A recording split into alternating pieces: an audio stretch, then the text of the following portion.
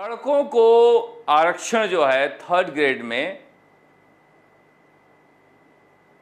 लड़कियों के आरक्षण की वजह से लड़कों की हिस्सेदारी मारी जाएगी, इसे लेकर लड़कों में नाराजगी है और सरकार को लग रहा है कि आधी आबादी को खुश करके हम वोट ले सकते हैं। ये हमारा मास्टर स्ट्रोक है।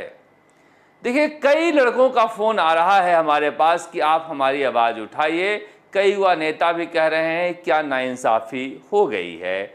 मगर देखिए, अगर पारंपरिक रूप से आप नहीं सोचते हैं तो अब तक तो पुरुष ही नौकरियों में रहते आए हैं और 3rd ग्रेड टीचर और नर्स 2 ऐसी नौकरियां हैं जहां पर महिलाओं को प्राथमिकता दी जा सकती है। इसलिए इस बारे में बहुत ज़्यादा गुस्सा करने की ज़रूरत नहीं है। छोटे बच्चों को जो लाड़ प्यार महिलाएं और लड़कियां दे सकती हैं, या फिर इंजेक्शन लगाते समय जो प्रेम या जो फिर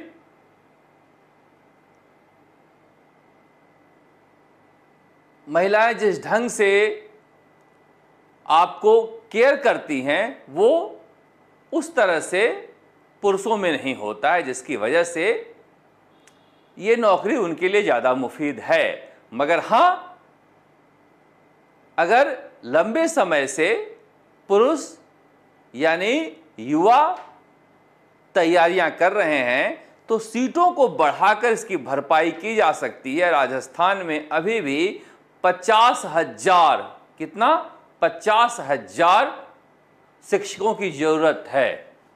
अगर इतनी बड़ी वैकेंसी निकाली जाती है तो जो पुरुष युवा हैं उनकी भी मांग पूरी हो जाएगी और बड़ी संख्या में जो लड़कियां हैं, महिलाएं हैं, उनकी भी ज़रूरत पूरी हो जाएंगी। इस पे लड़ने की ज़रूरत नहीं है। अब तक तो सारी नौकरियां पुरुषों को ही मिलती आई हैं। दोनों के अपने अपने वात्सल्य हैं। महिलाओं के वात्सल्य और पुरुषों के वात्सल्य में फ़र्क होता है। जैसे आपके घर में आपकी माँ और बहन के प्रेम में और आपके भाई और पिता के प्रेम में फ़र्क होता है। दोनों के प्रेम में कोई कमी नहीं होती है, बस प्रेम के करने के तरीकों में फ़र्क होता है। इसीलिए ये मासूम बच्चों और बीमारों की देखभाल के लिए महिलाएं ज़्यादा मुफीद होती हैं। इसलिए भजन लाल शर्मा के इस फैसले का स्वागत होना चाहिए। मगर भजन लाल शर्मा का ये स्वागत कराने का तरीका देखकर मुझे अशोक गहलोत याद आ गए। पता नहीं कोई भी मुख्यमंत्री बन जाए, ये सलाहकार नाम के जो चिड़िया है वो बदलती ही नहीं। अब भजन लाल शर्मा का धर्मेंद्र राठौड़ कौन है मुझे खोजना पड़ेगा। अरे भाई, भजन लाल शर्मा जी, मुख्यमंत्री जी, आपने अच्छा फैसला किया है तो ज़रूरी है कि संस्थानों को, जानकारों को, कोचिंग वालों को, संगठनों को फ़ोन करके तैयार करा के, गाड़ी भेज के अपने घर बुलाओ और उनसे जबरन स्वागत कराओ और फिर फोटो लगाओ। अशोक गहलोत 5 साल यही करके चुनाव हारे हैं। वसुंधरा राजे अशोक गहलोत को देखा देखी यही करती रही हैं और आप भी यही काम शुरू कर लिए। पहले ERCP पर कर रहे थे, पूर्वी राजस्थान में कोई फायदा नहीं हुआ, फिर आप यही कर रहे हो। इससे बढ़िया होता आप जाते कॉलेज में, आप जाते पंचायत में, गांव में और अपने इस फैसले को सुनाते, समझाते, लोगों के बीच कुछ तो अलग कीजिए जो अशोक गहलोत किया करते थे उससे हटकर। मगर ये जो सलाहकार है ना, आपको वही समझाएंगे क्योंकि यही देखते आ रहे हैं, कुछ नया सोचने की कुवत है ही नहीं। घिसे पीटे लोग घेर कर बैठ जाते हैं जो भी मुख्यमंत्री बनता है उसके, और वही लोग होते हैं जो लोग वहां आते थे यहां आने लगते हैं। अब मैं बजट पूर्व मीटिंग, भाई साहब तस्वीर निकाल के देख लीजिए, जो अशोक गहलोत के बजट पूर्व मीटिंग में बैठा करते थे वही भजन लाल शर्मा के बजट पूर्व मीटिंग में बैठा कर रहे हैं। हार गए अशोक गहलोत जी इनके सलाह ले लेके, इन्हीं की सलाह भजन लाल शर्मा ले रहे हैं क्योंकि वही लोग हैं बुलाने वाले मुख्यमंत्री निवास में जो उस समय बुलाया करते थे। सिस्टम बना हुआ है। पब्लिक को ये फील नहीं होता कि लोग बदल गए हैं। मुख्यमंत्री निवास में जो मुख्यमंत्री रहता है, पुराने मुख्यमंत्री की आत्मा घुस जाती है उसके अंदर, और फिर वो उसी तरह से वो बिहेव करने लगता है कि जैसा पहले वाला किया था हमको वैसा ही करना है। ये कर कर के लोग हार चुके हैं। ये थके हारे लोग अपना घर छोड़ के आते हैं, कितने परेशान होते हैं आपको पता है।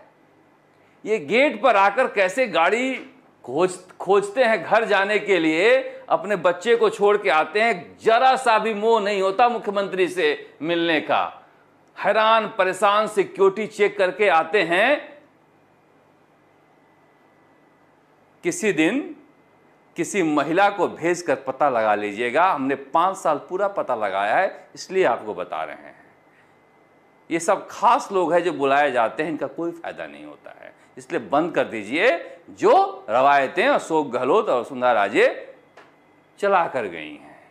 इन दिनों सबसे ज्यादा खुश कौन है? सबसे ज्यादा खुश हैं राजेंद्र राठौड़। राजेंद्र राठौड़ इसलिए खुश हैं क्योंकि अमित शाह से मिलकर आए हैं, और जिस तरह से देवेसी भाटी ने मोर्चा खोला, देवेसी भाटी ने कहा कि राहुल कसवा की वजह से वहां पर स्थिति बिगड़ी और राजस्थान में कई सीटों पर बिगड़ी। मगर वही बात है कि अगर राहुल कसवा की वजह से भी इतनी हालत खराब होने थे तो हरियाणा और पश्चिमी राजस्थान में क्यों हुए? कुल मिला के 3 ही जाट तो जीते हैं पूरे देश में बीजेपी के। मगर ये कहा गया कहीं ना कहीं वसुंधरा राजे की तरफ से कोई इशारा था, और देवेसी भाटी उस इशारे की वजह से अपने कभी पुराने दोस्त बीच में दुश्मन रहे और फिलहाल किस स्थिति में है, राजेंद्र राठौड़ के खिलाफ हमला बोला है, और हमला बोलकर निकल लिए हैं चुपचाप। राजेंद्र राठौड़ समझ गए कि ये जो दिल्ली रिपोर्ट भेजी जा रही है या फिर कानाफूसी की जा रही है, कहीं ना कहीं मुझे बलि का बकरा बनाया जा रहा है। राजेंद्र राठौड़ राजनीति के चतुर सुजान हैं, तुरंत दिल्ली का टिकट कटा लिए और अमित शाह से मिलाए। अमित शाह से राजेंद्र राठौड़ के बहुत अच्छे संबंध हैं।